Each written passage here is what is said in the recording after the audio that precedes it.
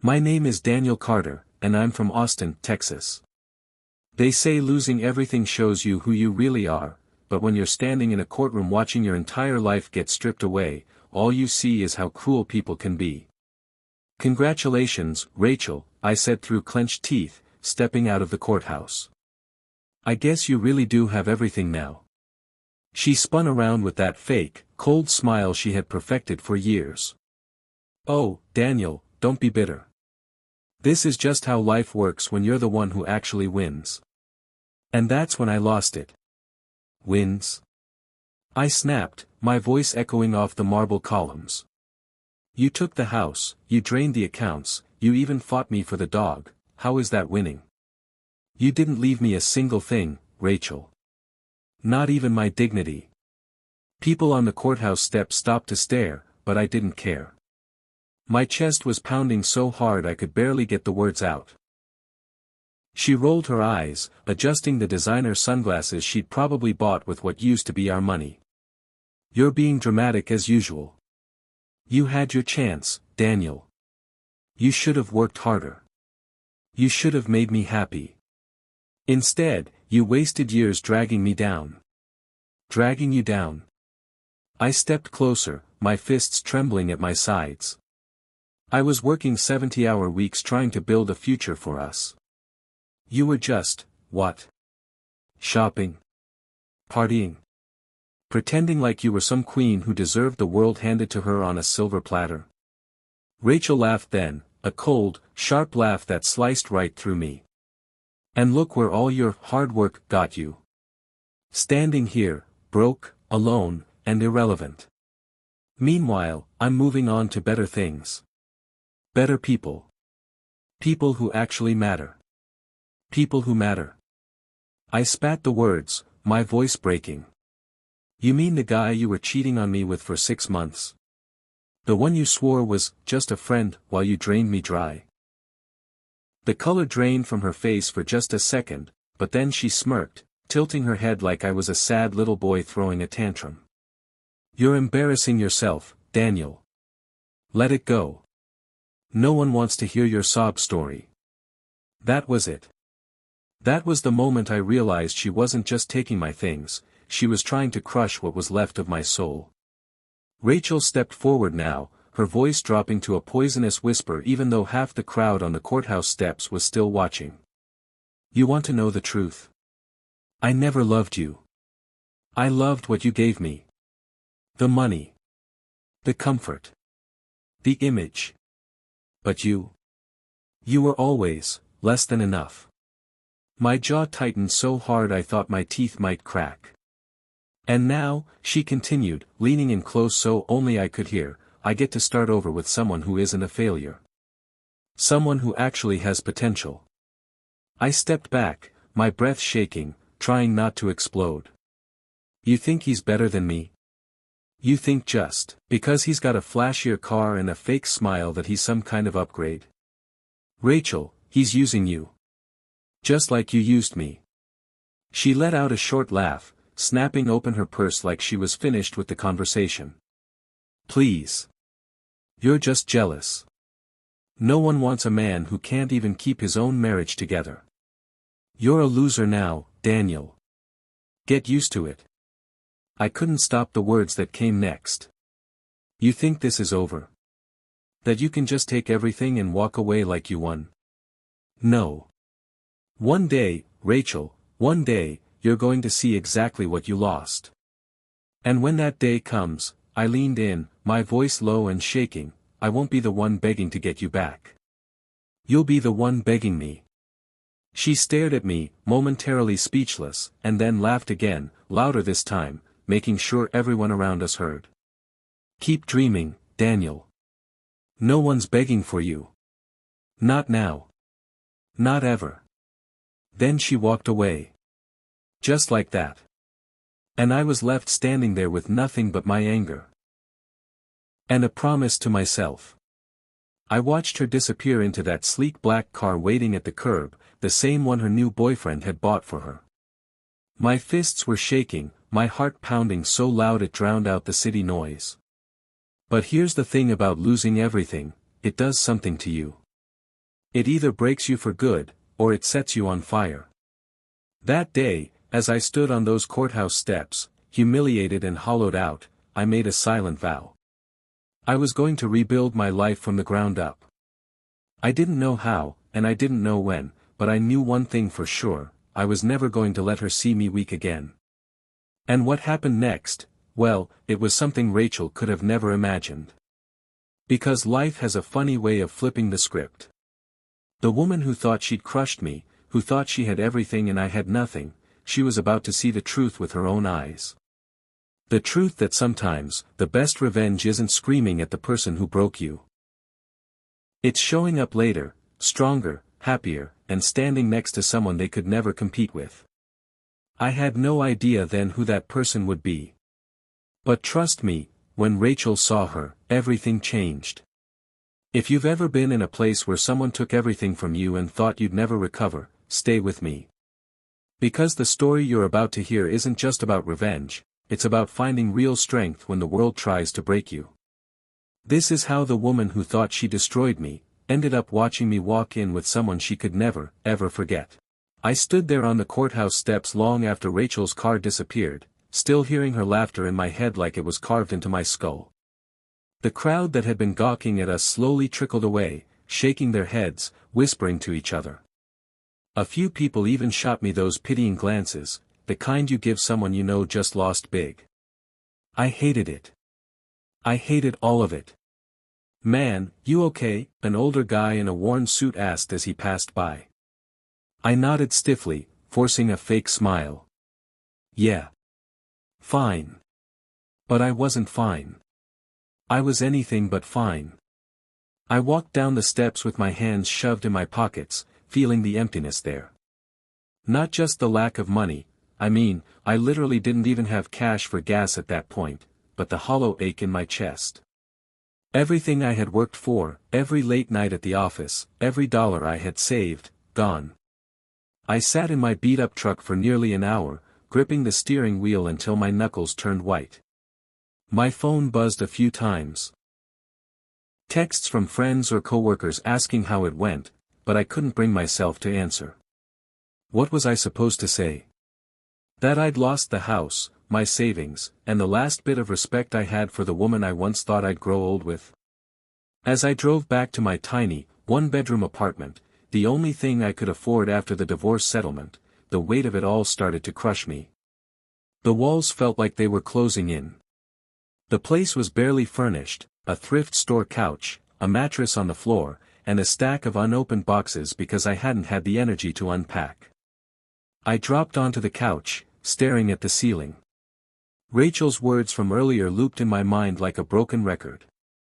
"I never loved you. I loved what you gave me."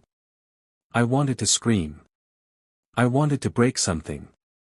But all I could do was sit there, motionless, feeling like a ghost in my own life. That night was the first time I realized how bad it had gotten. I tried calling my brother, just to hear a familiar voice, but he was busy. "You'll be fine, man," he said quickly before hanging up. My parents were long gone, and the friends I used to hang out with had slowly faded away during the divorce because they didn't want to take sides. It was just me. I grabbed a bottle of cheap whiskey from the kitchen counter and sat on the balcony, staring out at the flickering streetlight across the parking lot. The city noise in the distance sounded almost mocking.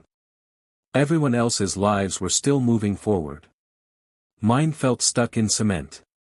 As the alcohol burned down my throat, I replayed the last few years in my head. How did it come to this? I had tried so hard to be a good husband.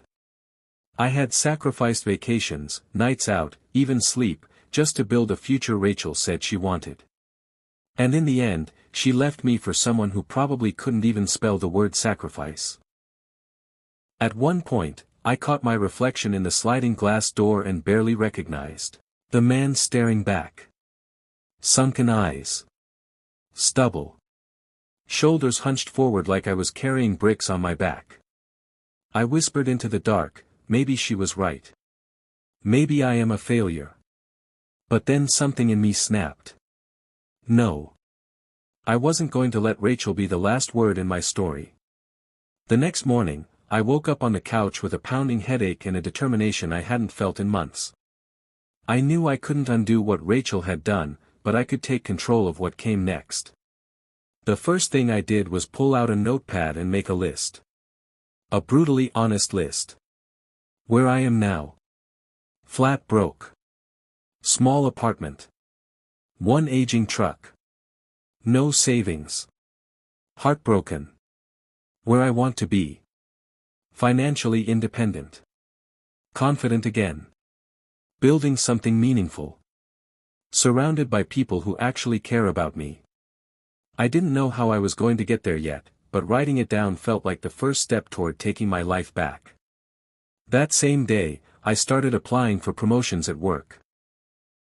I had been stuck in the same mid-level role for years, afraid to push harder because Rachel always told me it was too risky. Not anymore. And then something unexpected happened. At lunch, I bumped into a woman in the company cafeteria. Literally bumped into her, coffee splashed everywhere, and I started apologizing like crazy. No harm done, she said, smiling. It's just coffee. She was tall, elegant, and carried herself with a quiet confidence I hadn't seen in anyone in a long time. But it wasn't just her looks. There was something about her energy, calm, focused, like she had nothing to prove to anyone. I'm Daniel, I said, still awkwardly dabbing at the coffee spill with a napkin. Isabella, she said, extending a hand. I just started here last week. We ended up sitting together at lunch, and it was the first real conversation I'd had with someone new since the divorce.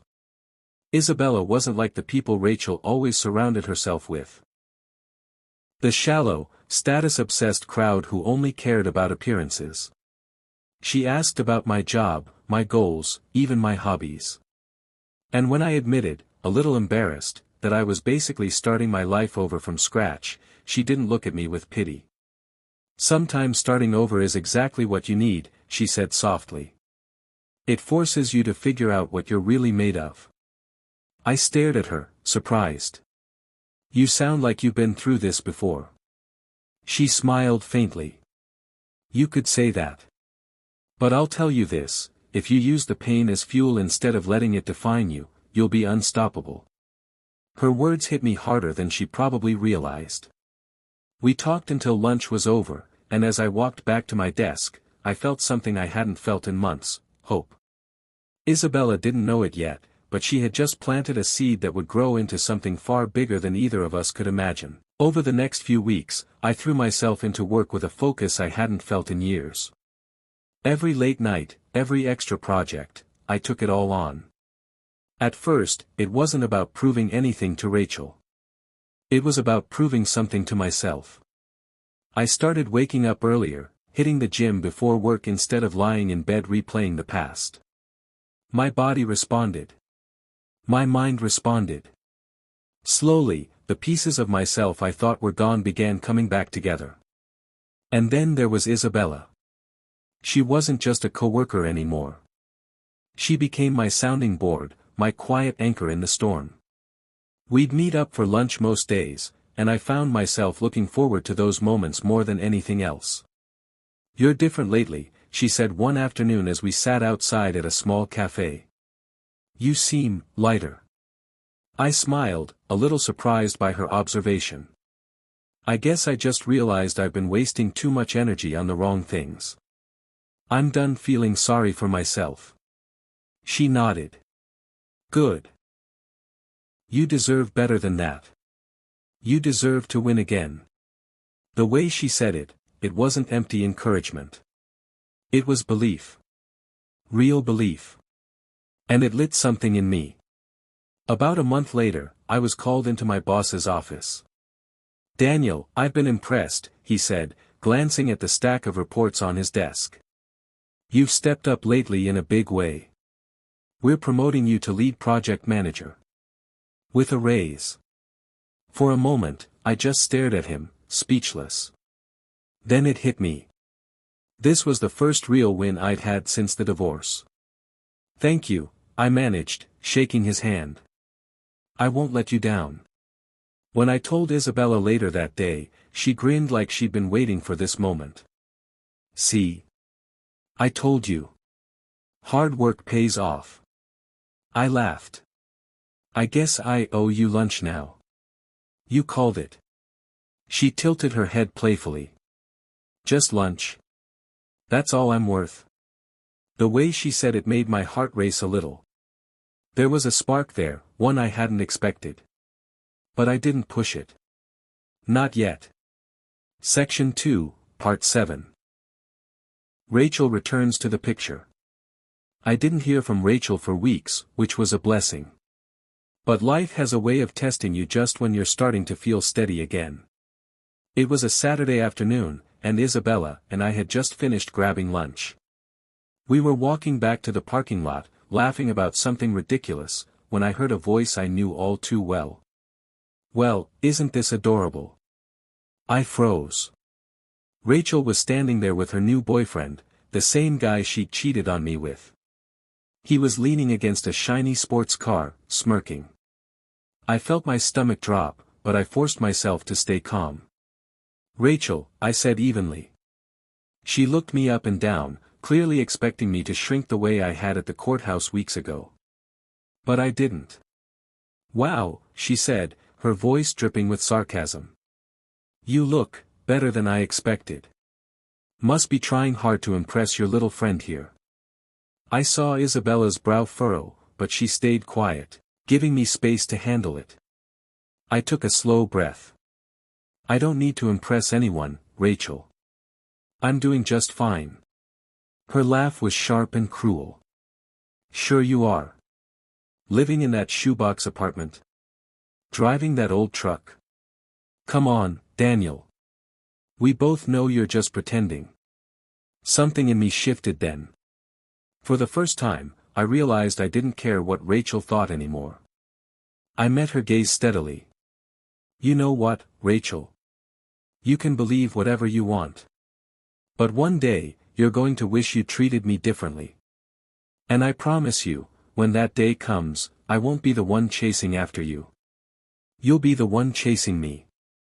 Her smile faltered for a split second before she tossed her hair and climbed into the car with her boyfriend. As they drove off, Isabella touched my arm gently. "You okay?" I nodded. "Yeah. I'm more than okay." Because for the first time, I truly believed my own words. After that run-in, Isabella and I grew closer. It wasn't just attraction, it was trust. She'd seen me at my worst and never judged me for it. One evening, she invited me to a charity gala her company was sponsoring. I almost said no, I wasn't used to dressing up or being in rooms filled with powerful people. But Isabella insisted. "You belong there as much as anyone," she said, handing me a black suit jacket. "And besides, you clean up nicely." I laughed, shaking my head. "If you say so." The gala was unlike anything I'd ever experienced. Chandeliers, champagne, people networking like their lives depended on it. But Isabella stayed close, introducing me to people, making sure I felt included. And that's when it happened. Out of the corner of my eye, I saw Rachel. She was across the room, wearing a glittering gown and clutching her boyfriend's arm. But the moment she spotted me, her entire expression changed. I could practically see the questions flashing through her mind. What is he doing here? Who is he with? Why does he look so different? Because I was different. And for the first time, I saw it reflected in her eyes. Rachel made her way over eventually, pretending it was all a coincidence. "Daniel," she said, her voice a little too sweet. "I didn't expect to see you here." I smiled politely. I could say the same. Her eyes flicked to Isabella, who was standing gracefully at my side. "And who's this?" Before I could answer, Isabella extended a hand. "Isabella. It's nice to meet you." Rachel hesitated before shaking her hand, her eyes darting back to me. "You two, together?" I looked at Isabella, who smiled softly, and for the first time, I didn't feel the need to explain myself. That's none of your business, I said calmly. But thank you for asking. Rachel's smile tightened, and I knew I'd just thrown her off balance. She wasn't used to me setting boundaries. Well, she said finally, I guess I'll see you around. As she walked away, I felt Isabella squeeze my hand. You handled that perfectly, she whispered. I nodded, watching Rachel disappear into the crowd. For the first time since the divorce, I wasn't the one being humiliated. That night, as Isabella and I left the gala, I realized something. Rachel had taken everything from me, but she couldn't take my future. She couldn't take the man I was becoming. And deep down, I knew this was only the beginning. Because one day soon, she was going to see exactly what she'd lost, and there would be no going back. Months passed, and with each one, my life climbed higher than I ever thought possible. The promotion had opened doors I couldn't have imagined, bigger projects, bigger clients, and for the first time in my life, I wasn't just surviving. I was thriving. Isabella had been right. Starting over forced me to find out what I was truly made of. And now, with her by my side, it felt like everything was falling into place. One evening, I was invited to an awards banquet honoring top entrepreneurs and leaders in the city. My team had nominated me for a recognition I didn't even know existed. At first, I wanted to decline. The spotlight had never been my comfort zone. But Isabella gave me that same look she always did when she believed in me more than I believed in myself. You deserve this, she said softly. And you're ready. So I went. The banquet was held in a grand ballroom, glittering with crystal chandeliers and filled with hundreds of the most influential people in Austin.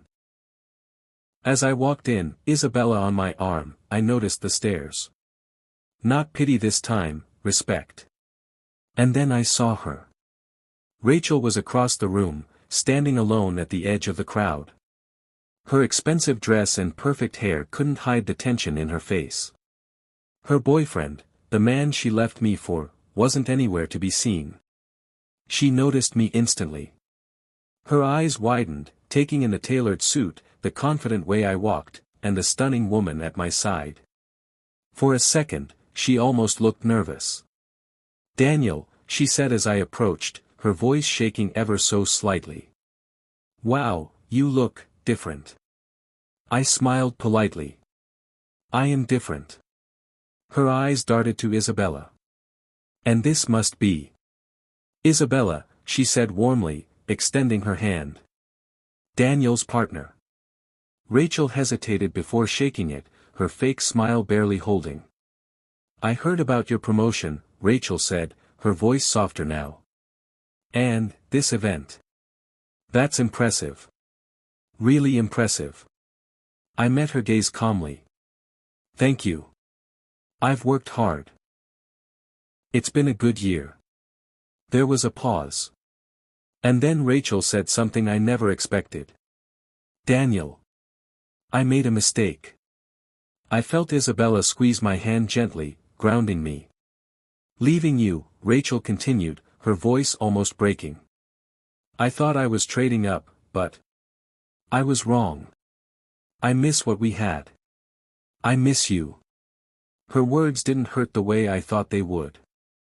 Instead, I felt a strange clarity, like the weight of the past was finally gone. Rachel, I said quietly, you didn't just leave me. You tried to destroy me. And maybe back then, you could've. But the man you see standing in front of you now, he doesn't need your validation. He doesn't need your approval. He's not yours to hurt anymore. Her face fell. Daniel, please, can we at least?